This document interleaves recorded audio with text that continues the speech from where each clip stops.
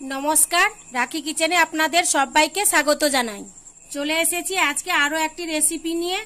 রেসিপির নাম হলো ছেঁচা বালকুড়ের সর্ষে ঝাল। বন্ধুরা, আমরা এই মাছটাকে ছেঁচা বালকুড় নামে চিনি। তোমরা কে কি নামে চেনো একটু আমাকে কমেন্ট করে জানাবে তো। ভিডিওটি কোথাও স্কিপ না করে পুরো ভিডিওটা দেখতে থাকুন। ভিডিওটি শুরুর আগে একটা লাইক দিয়ে ভিডিওটি দেখার অনুরোধ রইল।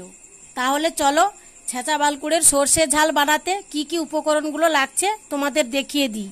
তো প্রথমেই লাগছে মাছ, তারপরে লাগছে ফোড়নে শুকনো লঙ্কা 5 ফোড়ন, কোচানো রসুন, হলুদ গুঁড়ো, লঙ্কার গুঁড়ো, লবণ, কাঁচা লঙ্কা, সর্ষে বাটা, আদা বাটা, কোচানো পেঁয়াজ, কোচানো টমেটো, সর্ষের তেল আর সবশেষে লাগছে জল। বন্ধুরা দেখো, পেঁয়াজটা আমি কিভাবে কেটে নিয়েছি, আপনারাও এইভাবে কেটে নেওয়ার চেষ্টা করবেন। বন্ধুরা, গ্যাসটা আমি অন করে কড়াইটা গরম হতে বসিয়ে দেব। কড়াইটা আমার গরম হয়ে গেছে, এবার আমি দিয়ে দেব সর্ষের তেল। মাছগুলো আমি এবার লাল লাল করে ভেজে নেব। মাছগুলো আমি এক এক করে তেলের মধ্যে দিয়ে দেব।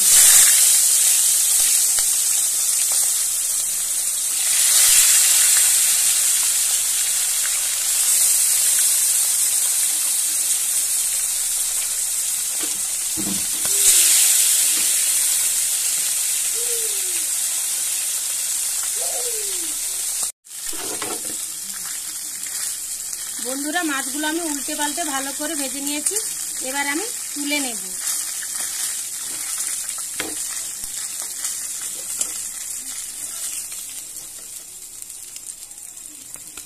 একইভাবে সমস্ত মাছগুলো আমি ভেজে নিয়ে ফিরে আসছি।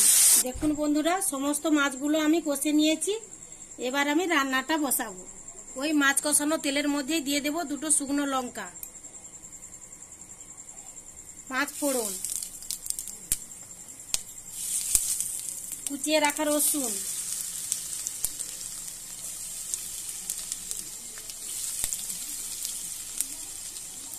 কুচিয়ে রাখা পেঁয়াজ,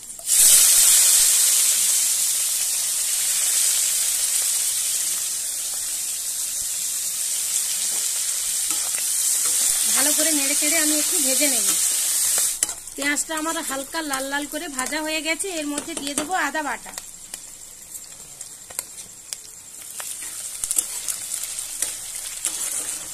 আদা বাটাটাকেও ভালো করে একটু ভেজে নিতে হবে। ভালো করে নাড়তে থাকবো। আদাটা আমার ভালো করে ভাজা হয়ে গেছে, এবার দিয়ে দেব কুচিয়ে রাখা টমেটো, আর দিয়ে দেব হলুদের গুঁড়ো 1 চা চামচ, লঙ্কার গুঁড়ো 2 চা চামচ, দিয়ে দেব লবণ 1 চা চামচ, দিয়ে ভালো করে আবার ভাজতে থাকবো।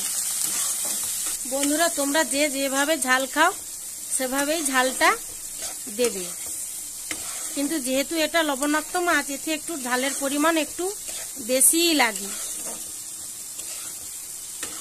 এবার আমি দিয়ে দেব সর্ষে বাটা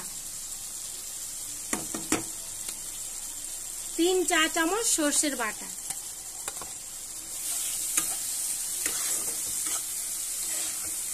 ভালো করে নেড়ে জল দিয়ে দেব। আমি এখানে 1 বাটি পরিমাণ জল ইউজ করব, যেহেতু এই রান্নাটা একটু মাখো মাখো হবে, তাই জলের পরিমাণ একদম কমই দিলাম। এবার এটাকে আমি 5 মিনিট ঢাকা দিয়ে ফোটাতে দেব। 5 মিনিট হয়ে গেছে, ঢাকাটা আমি এবার খুলে দেখব। দেখুন বন্ধুরা, ঝোলটা আমার একদম ফুটে উঠেছে। আমি এবার এক এক করে মাছগুলো সব ছেড়ে দেব ঝোলের মধ্যে।